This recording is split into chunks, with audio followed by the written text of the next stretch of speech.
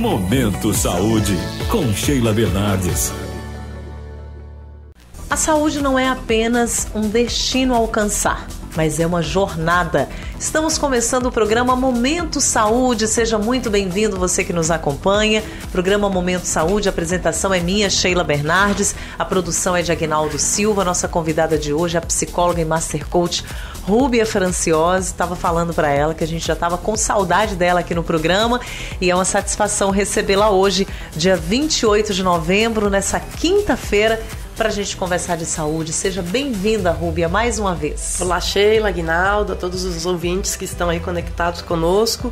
E é sempre um prazer. Também estava com saudades. As agendas nossas estão voando, né? Voando. E o ano também já voou, falando nisso, né? Que é o que a gente vai hoje conversar um pouquinho. O tempo, né, Sheila? O tempo está passando muito rápido, ou é a gente que não está sabendo aproveitar e priorizar o que realmente é importante na nossa vida? Eu penso assim, que as pessoas que estão na fase da produção, que nem nós estamos, né, de 20 até os seus 50, 60 anos, o tempo ele é escasso por conta das atribulações do dia a dia. A gente tem a jornada mãe, os pais têm a jornada pai, a gente tem a jornada profissional, a gente tem a jornada solo, que é cuidar da gente, e isso é para todo mundo. Então, realmente, assim, eu escutei uma frase no último curso que eu estive no final de semana em Florianópolis, onde a mentora, ela falou, qual é a previsão do tempo? Uhum. E aí ela perguntou para a plateia, né? E aí ela respondeu, o tempo está passando. Essa é a previsão do tempo. O que você tem feito com o tempo? O tempo está passando e 2024 praticamente finalizou, mais um ano. Então, quando a gente conta o nosso tempo, né, Sheila, até já falando um pouquinho com relação à vida, quando a gente faz aniversário, a gente ganha um ano, mas a gente perde um ano. Quando vira o ano aí da gente comemorar um ano de vida, a gente também...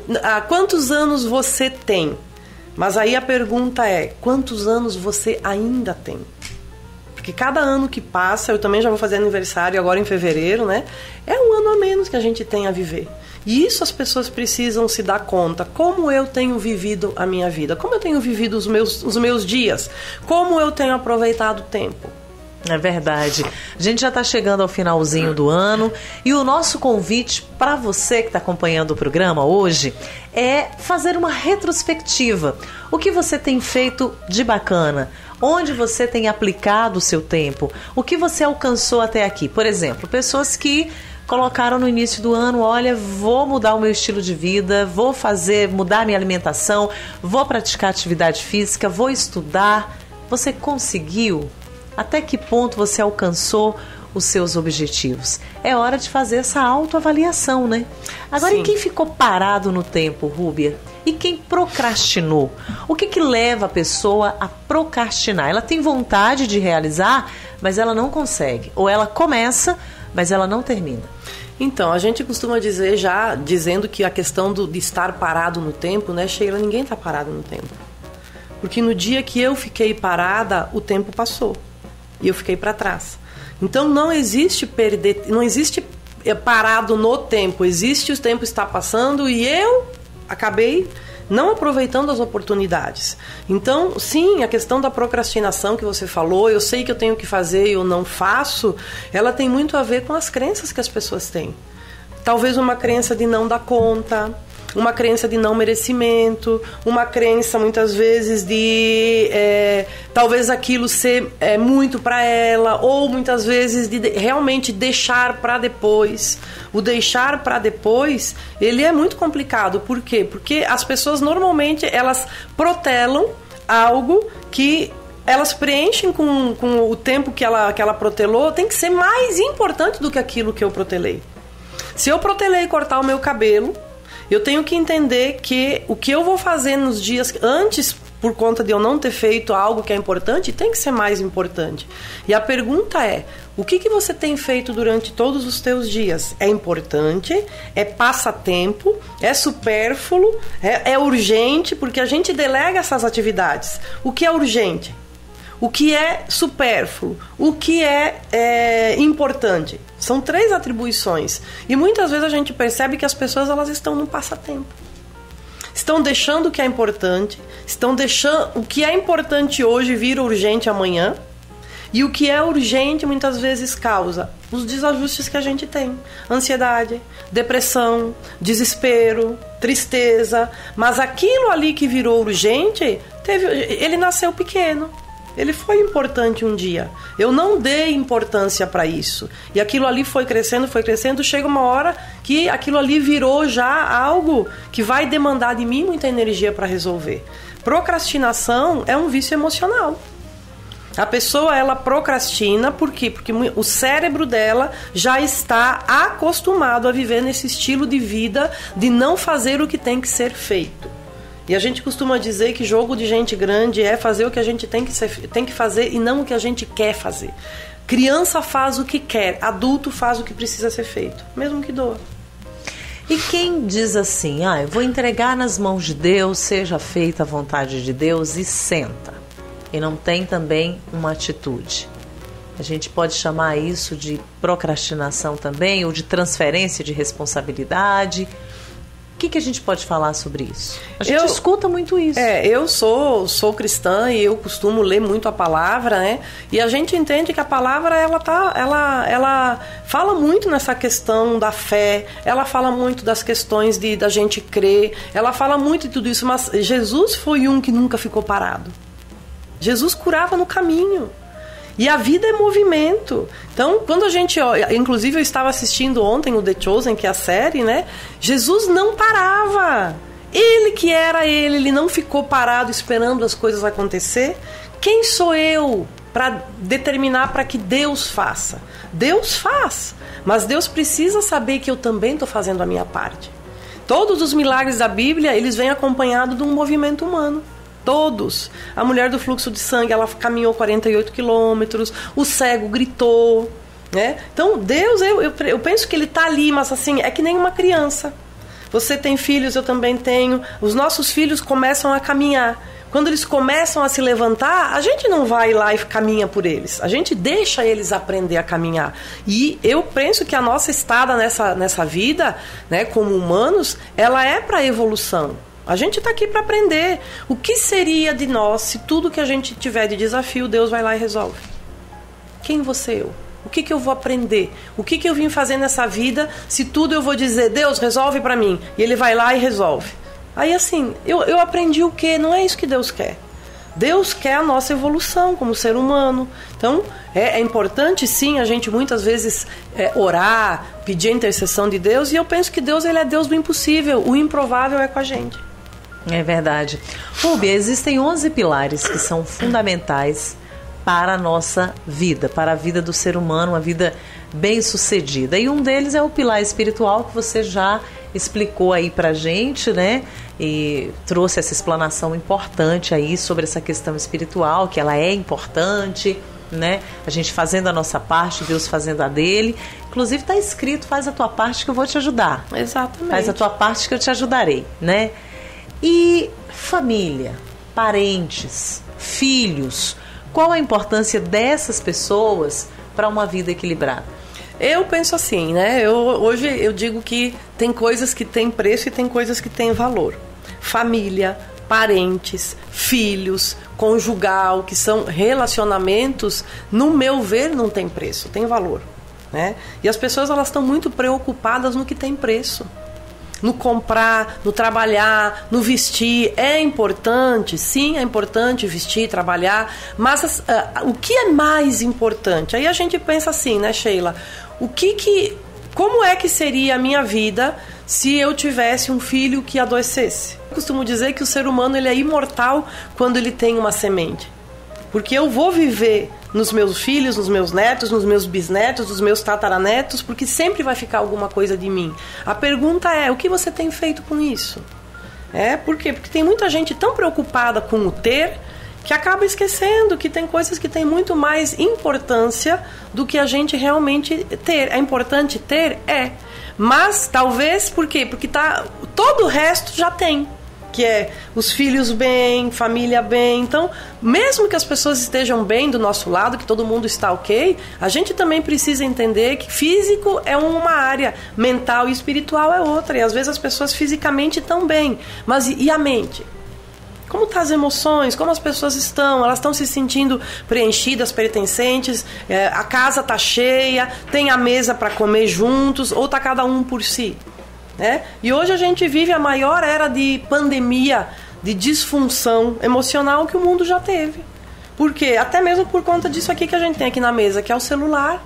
As pessoas cada vez mais elas estão menos preocupadas em relacionar-se cara a cara, porque elas estão muito preocupadas com relacionamentos que são virtuais. E isso vai ter uma colheita lá na frente. Conectadas com quem está lá fora do que com quem está ali no meio do mesmo ambiente. E o resumo é isso, conexões. Como foram as tuas conexões em 2024, se a gente fosse fazer essa avaliação? Como é que estão as conexões dentro de casa? Como estão as conexões com as pessoas que são para você importante? Pai, mãe, irmãos, amigos? Como é que você viveria sem ninguém? É verdade. Como? A gente vai dar uma paradinha para tomar uma água e vamos voltar daqui a pouquinho falando desses pilares. Pilar social e o pilar lazer. E o conjugal, será que é importante também? Você sabia que tem 11 pilares que são importantíssimos na vida de todo ser humano? A gente já falou de alguns no primeiro bloco e agora a gente quer saber da importância do pilar social e do lazer. A gente costuma ver uma imagem que eu acho que muita gente tem observado isso. Por exemplo, você vai a um restaurante. Então você vê um casal sentado ali naquele restaurante. Cada um com o celular na mão. Ou seja, a conexão é com o mundo, é lá fora, não é com a pessoa que está à sua frente. Essa mesma cena a gente vê entre pais e filhos também, entre colegas de trabalho. O que a gente pode falar sobre a importância do pilar social, da importância das conexões e do lazer? Infelizmente, Sheila e aos ouvintes aí, o nosso celular e tudo aquilo que a tecnologia trouxe é muito bom. Mas quem não sabe usar dessa tecnologia com sabedoria, acaba talvez ou muitas vezes perdendo contatos muito mais importantes por conta do que a gente tem dentro de um celular. O celular hoje, sem o celular, ninguém vive, o mundo está aqui. Mas o mundo também está na minha frente. Então isso que você falou é importante, é extremamente importante a gente se dar conta. Quando eu vou almoçar, que eu tenho uma família sentada à mesa, aonde é que está a minha atenção? Tá para um celular, para uma mensagem que eu tenho que responder, para alguma coisa que eu tenho que fazer? Ou tá para o meu filho, que tá ali pedindo a minha atenção? Tá para minha esposa, tá para o meu companheiro, para minha esposa, para o meu esposo? Para quem eu estou dando atenção? Então, a questão toda sempre vai ser, Sheila, consciência e equilíbrio. O celular é importante? É importante. Ninguém vive hoje. O mundo hoje global está tudo dentro do que a gente tem aqui. Mas é mais importante ainda a gente poder nós nos darmos conta de que aquilo que a gente disse, o tempo do almoço daquele momento em família passou. Aquele jantar especial com a namorada, com o namorado, a gente gastou uma fortuna, uma grana ali num restaurante bacana, numa comida legal, mas não tinha conexão. E isso é uma coisa que as pessoas precisam se dar conta. Eu preciso começar aquilo que a gente trabalha muito nos cursos, olhar no olho, o toque, a atenção 100%, o V0, o abraço. Como estão essas conexões da pessoa dentro de casa, no trabalho? Muitas vezes a pessoa ela trabalha com alguém no mesmo setor e não sabe nem quem está do outro lado. Que nunca teve a curiosidade de saber se a pessoa tem família, se tem filhos, se está passando por alguma dificuldade. Então a gente volta lá no passado, no meu passado, de não ter celular. E a gente, se quisesse falar com o coleguinha, tinha que ir na casa do colega. Se quisesse encontrar um namoradinho, tinha que... Era da sorte, entre aspas, Hoje não. Hoje é tudo premeditado. A gente atende quem quer. A gente fala com quem quer. A gente vai já programando o que faz, o que não faz. E a vida, será que é tudo isso? A gente está no controle de tudo sempre? Às vezes é importante a gente soltar um pouquinho o controle e deixar as coisas acontecerem mais leve, mais no dia a dia, com o contato ali da questão do improvável, da questão da gente aproveitar o seu dia com a beleza do seu dia. né? E isso é importante, o presente que é o hoje. O tempo, ele não existe, o tempo futuro está na nossa mente, o passado já passou. Então eu só tenho hoje para aproveitar. Como eu tenho aproveitado o meu hoje? A Sheila falou do pilar social. Quem são os meus amigos? Quem são as pessoas que eu posso contar? Verdade. E aí a gente fala da ambiência. Né? E os estudos comprovam que eu sou o resultado ou a soma das 5 pessoas que eu mais convivo. Gente, se você é o resultado das 5 pessoas que você mais convive, faça essa avaliação com quem eu estou me conectando, quem são as pessoas que eu tenho escolhido para me programar. Isso é muito importante. Eu sou a soma das 5 pessoas que eu mais converso. Então, se eu converso com uma pessoa que ela é negativa, que ela não tem nada de bom, eu vou virar nada de bom. Porque essa pessoa, consciente ou inconscientemente, ela está me programando para que eu viva o que ela está vivendo. Tá aí. E o profissional? A gente está chegando ao final do ano. Quem não conseguiu ainda atingir aquele patamar profissional que tanto gostaria? O que a gente pode falar sobre isso? Primeiro, a pessoa tem que saber o que ela quer. Eu sempre digo, qual é o teu porquê? Qual é o teu pra quê? Pra que eu trabalho nisso? Por que eu trabalho com isso? Né? E aí, a partir disso, o profissional, para que eu possa galgar espaço no meu profissional ou crescer, primeira coisa que eu tenho que saber é onde eu quero chegar. Para que eu possa fazer a minha mente chegar lá antes. Uma mente que não tem uma visão de futuro positiva, ela não vai fazer. Então, isso já é cientificamente comprovado. E aí eu falo da cocriação. Eu só consigo cocriar o que eu já imaginei que eu quero para mim. Por isso que é importante a gente estabelecer metas. Começou o ano, o que eu quero para mim, nesses pilares, espiritual, familiar, mais tempo com meus filhos, dar mais atenção para o meu cônjuge, me cercar de boas pessoas. Estou dando aqui um exemplo rápido. Uhum. Saúde, fazer um check-up todo ano, fazer atividade física regular. Se eu não colocar metas em cada pilar, não vai funcionar, porque a mente ela é preguiçosa. Como é que eu faço, Rúbia? Escrevo. Eu escrevo, eu penso nisso, a gente cria um mural da vida extraordinária para a gente poder ter uma imagem do que eu quero viver no ano. Tudo isso são ferramentas que a gente usa para poder fazer a nossa mente buscar o que a gente quer. E o profissional não é diferente. Aonde eu quero chegar? O que eu tenho que fazer para poder chegar lá? Agora, se eu não sei onde eu quero chegar, onde é que eu vou chegar? Em lugar nenhum. Tem muita gente adoecida por conta do trabalho. Um índice alto da síndrome de Burnout, por exemplo. Então, são pessoas que estão trabalhando demais ou são pessoas que estão em áreas que não gostariam de estar e que aquilo não está trazendo realização pessoal? Então, aí a pergunta que eu faço alegria, para que eu estou trabalhando desse jeito? Por quê? Eu tenho que entender assim, por qual motivo que a pessoa faz do jeito que ela faz, por qual motivo que ela se desgasta do jeito que ela se desgasta. A pessoa tem que entender assim, por qual motivo que eu faço o que eu faço e por qual motivo que eu faço na intensidade que eu faço. Às vezes, realmente, existe uma necessidade. Eu tenho filho para criar, eu preciso ganhar, eu não tenho condição, eu tenho que trabalhar desse tanto para poder prover. Ok, a pergunta é, e o que você vai fazer para poder evoluir dessa situação para outra que você possa trabalhar menos e ganhar mais? E aí vem uma dica do pilar intelectual aqui para quem está nos escutando.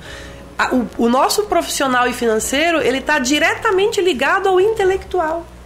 Eu não ganho mais quando eu desenvolvo o meu financeiro. Eu ganho mais quando eu desenvolvo a minha mente. E aí tem uma frase até que é do Tiago Brunet, né? Que a mente forte faz o braço trabalhar menos. Eu quero trabalhar mais com o quê? Com a mente ou com os braços? Quanto mais fraca a minha mente, mais eu vou ter que desgastar o meu corpo. E isso todo mundo sabe que é assim que acontece.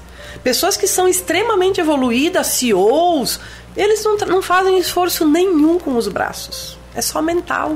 Mas eles tiveram um caminho, uma jornada, que é que nem a Sheila falou aqui no começo do programa. Existe uma jornada para a saúde mental, para a saúde financeira, para a saúde familiar. E essa jornada é uma construção que é feita todos os dias. Eu tenho que investir o meu tempo no que eu quero. Então, o profissional, eu não sei o que a pessoa quer, o quanto ela quer ganhar. A pergunta é para quê, por quê e o que eu tenho que fazer para chegar lá. Financeiro, aquela pessoa que trabalhou esse ano todo de 2024 e não viu nenhum progresso e tem aquela sensação, puxa vida, meu dinheiro não dá para nada. O que a gente pode dizer para essas pessoas?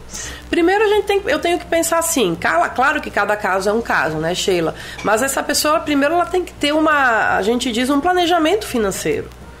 Quanto eu ganho, quanto eu gasto, aonde eu posso enxugar, aonde eu posso, não tenho o que fazer, aqui eu tenho que investir.